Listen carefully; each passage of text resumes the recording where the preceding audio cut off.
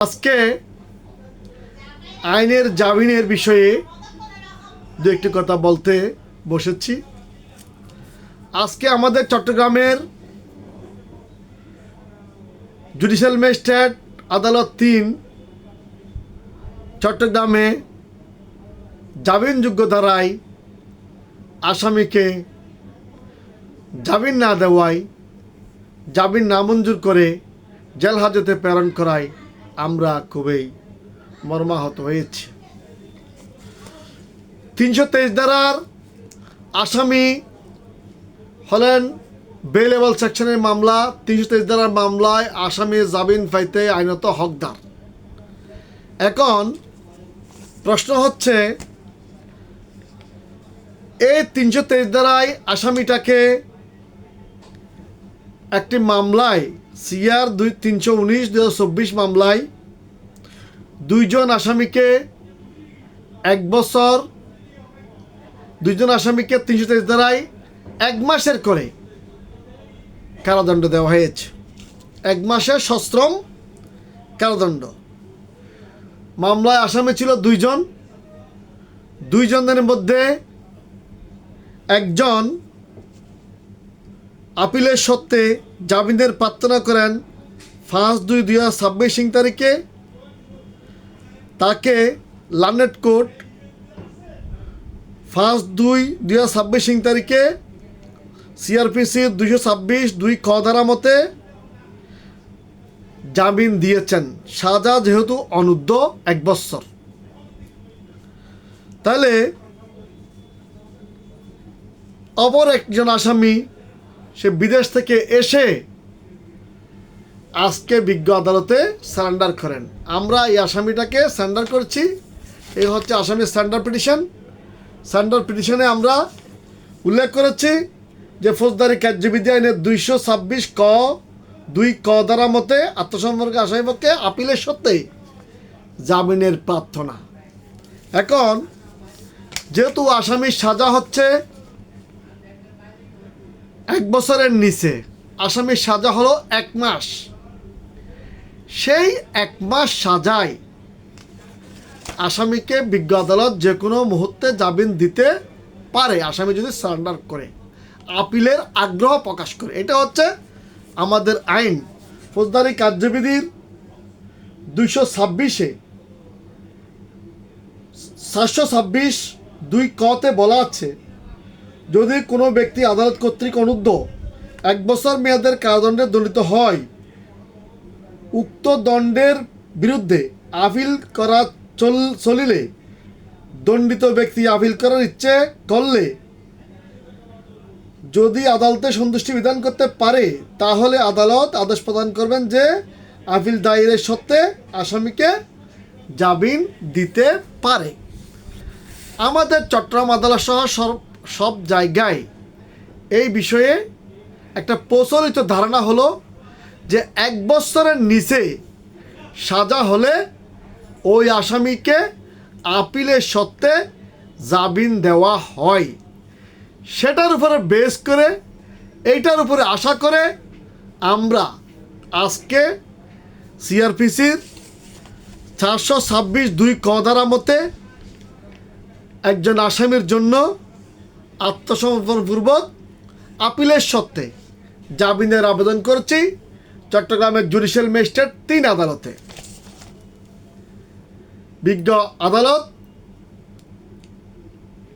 আমাদের আসামিটার জামিন নামঞ্জুর করে আসামি জসিমউদ্দিনকে জেল হাজতে প্রেরণ করেছে। আমরা লানেট কোর্টকে বললাম যে আপনি মাননীয় আদালত ৫/২/২০২৬ তারিখে একই মামলার অপর একজন আসামিকে same putting, same allegation, same সাজা, তাকে আপনি ৫/২/২০২৬ তারিখে আপিলের সত্ত্বে জামিন দিয়েছেন। এবং আরও আমরা গ্রাউন্ড দিলাম, যেহেতু এই আসামিও সমপর্যায়ের, সেম পুটিং সেম এলিগেশনের, লানেট কোর্ট যেহেতু একজনকে দয়া করেছেন, আপনি অপর আসামিকেও দয়া করতে পারেন। এবং আমরা সিআরপিসি 726(2) কটাকে বারবার বললাম যে স্যার আপনি মাননীয় আদালত 1 বছরের নিচে সাজা হলে ওই আসামিটাকে আপনি আপিলের সত্ত্বে 1 মাসের জন্য বা 15 দিনের জন্য আপনি অন্তর্বর্তীকালীন জামিন দিতে পারেন, কিন্তু বিজ্ঞ আদালত দিলেন না। আমরা করলাম কি, তখন আমরা অনারেবল হাইকোর্টের সিদ্ধান্ত দেখালাম।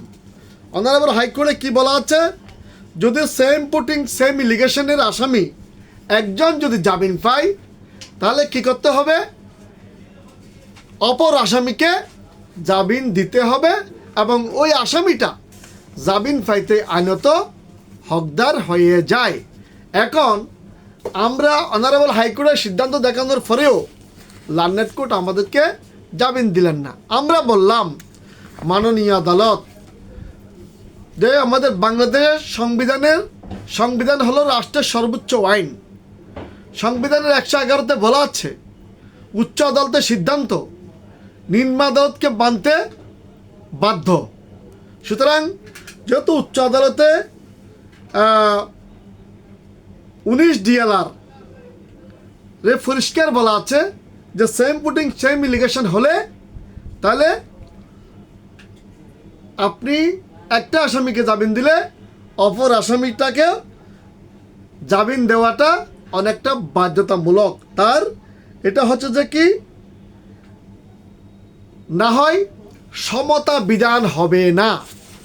আইনের বিধান হলো যে আপনি ইকুয়াল জাস্টিস, সকল আসামির সাথে সমান আচরণ করবেন, ইকুয়াল জাস্টিস ইকুয়াল ট্রিটমেন্ট আপনি দেবেন। কারণ কি, কোনো আসামির সাথে কোনো বিচারকের কোনো পৈতৃক সম্পত্তি সংক্রান্ত যদি বিরোধ থাকে, আপনি বিচারকের আসনে বসে আপনি পৈতৃক সম্পত্তির বিরোধটা আপনি আর দেখাইতে পারবেন না। কোনো আসামির সাথে যদি আপনার অন্য কোনো শত্রুতা থাকে, তাহলে আপনি বিচারকের আসনে বসে শত্রুতাটা আপনি দেখাইতে পারবেন না। কারণ কি, বিচারক হলেন নিরপেক্ষ, বিচার করতে হবে নিরপেক্ষভাবে। সুতরাং আপনি একজন আসামিকে আপনি জামিন দিলেন একই ধারায় একই সাজায় সেম পুটিং সেম এলিগেশনের, অপর আসামিকে আপনি জামিন দিলেন না। এই যে এইটা নিয়ে আমরা আইনজীবীরা একটু বিব্রত বোধ হয়ে যায়। আবার অনেক সময় দেখা যায় কি, আইনজীবী চেহারা দেখে এখানে জামিন দেওয়া হয়। যদি সেটাই যদি মানুষের মনের মধ্যে, আইনজীবীর মনের মধ্যে যদি ধারণা এসে যায়, তাহলে বিচারক সম্পর্কে আইনজীবীদের এবং সাধারণ জনগণের মনে একটা ক্ষোভ জন্মাবে বিচারকের প্রতি। কারণ কি, আমরা পিটিশনে সমস্ত প্রকারের আইন সেট করেছি এবং যুক্তি আমরা উপস্থাপন করেছি। আমি আমার পিটিশনে সম্পূর্ণরূপে রেখেছি। আপনারা যদি তদন্ত করে দেখেন, সিআর মামলা নম্বর 319/2024, জুডিশিয়াল ম্যাজিস্ট্রেট আদালত 3 চট্টগ্রাম বিচারিক আদালত, এই মামলায় আমি আমার পিটিশনে আমার বক্তব্যের সমস্ত কথাগুলো লিখেছি যে মামলাটি 323 ধারার মামলা, 1 মাসের সাজা, এটা বেস কোর্ট ট্রায়ালেরও মামলা অনেক সময়ে। এখন বিজ্ঞ আদালত যেহেতু 1 বছরের সাজা দিয়েছেন, 1 মাসের সাজা দিয়েছেন, সেহেতু 1 বছরের নিচের সাজা হলে লার্নেড কোর্ট সিআরপিসির 726(2) ক ধারা মতে আসামিকে জামিন দিতে পারেন। এবং সেই বিষয়টা আপনি মাননীয় আদালত 5/2/2026 তারিখের আদেশে আপনি উল্লেখ করে একজন আসামিকে জামিন দিয়েছেন। তাহলে একজন আসামিকে যখন 5/2/2026 তারিখে সিআরপিসি 226 ক ধারা মতে জামিন দিয়েছেন, অপর আসামিটা কি অপরাধ করলো? কি অপর আসামি অপরাধ করছে, না অপর আসামির আইনজীবী অপরাধ করছে, নাকি অপর আসামির আইনজীবীকে পছন্দ হয় নাই? এই যে প্রশ্নগুলো আমাদের মধ্যে বারে বারে ঘুরে ঘুরে আসতেছে। তাই সরকারের ঊর্ধ্বতন কর্তৃপক্ষ, মাননীয় আইন মন্ত্রণালয়, বিচার বিভাগের ঊর্ধ্বতন কর্তৃপক্ষ, অনারেবল হাইকোর্টের বিচারক বৃন্দ, শ্রদ্ধেয় আইনের নেতৃবৃন্দ, আইনের ছাত্র, বিচারকগণ সকলের কাছে আমার অনুরোধ রইল যে আইন যেন সবার জন্য সমান হয়, আইনের যেন সবাই সমান সুযোগ লাভ করতে পারে। একই মামলায় একজন জামিন পাবে, আরেকজন জামিন পাবে না। এইটা যদি হয় তাহলে আমাদের মধ্যে একটু শঙ্কা দেখা দেয়, নানান রকমের প্রশ্ন দেখা দেয়। সুতরাং আর বিশেষ কিছু বললাম না। বিচার বিভাগীয় বিষয়, আমরাও বিচার বিভাগের অংশ, তাই আইনের ব্যাখ্যা বিশ্লেষণ আমরাও করি। আমরা যখন কোনো আসামিকে সারেন্ডার করার জন্য আদালতে যাই, তখন আমরাও কিছুটা আইনের গবেষণা করে, পড়াশোনা করে আদালতে যাই, নথি পর্যালোচনা করে সেই নথির থেকে নোট নিয়ে আমরা আবার পিটিশনে ওই জিনিসগুলো আমরা সেট করি। সুতরাং আমাদেরও লজ্জা হয়, আমরাও অনেক সময়ে দুর্নামের শিকার হয়ে যায় যে অমুক আসামি জামিন পেল, আপনার আসামি জামিন পেল না কেন। সেজন্যই বলছি আমরাও আজকে লজ্জিত যে একই মামলার একজন আসামি জামিন পেয়েছে, কিন্তু আমার আসামিটা জামিন পেল না। অথচ same putting, same allegation, same সাজা, সেম কোর্ট। তাহলে আমি আর কি বলবো?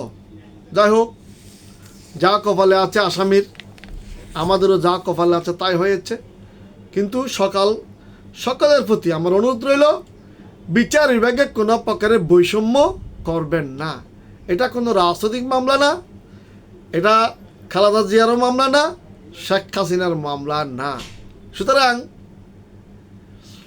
বিচার বিভাগে সবাই যেন সমান সুযোগ পায়, সকল আইনজীবী যেন একইভাবে সমতার সুযোগ পায়, কোনো আইনজীবী চেহারা দেখে যেন কোনো জামিন দেওয়া না হয়।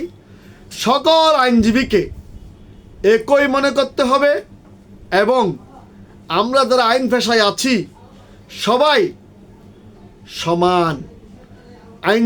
আইনজীবীই এখানে একজনকে জামিন দিলে চেহারা দেখে আরেকজনকে না দিলে তাহলে কিন্তু আমাদের আইনজীবীদের মধ্যেও একটা প্রশ্ন দেখা দেয়।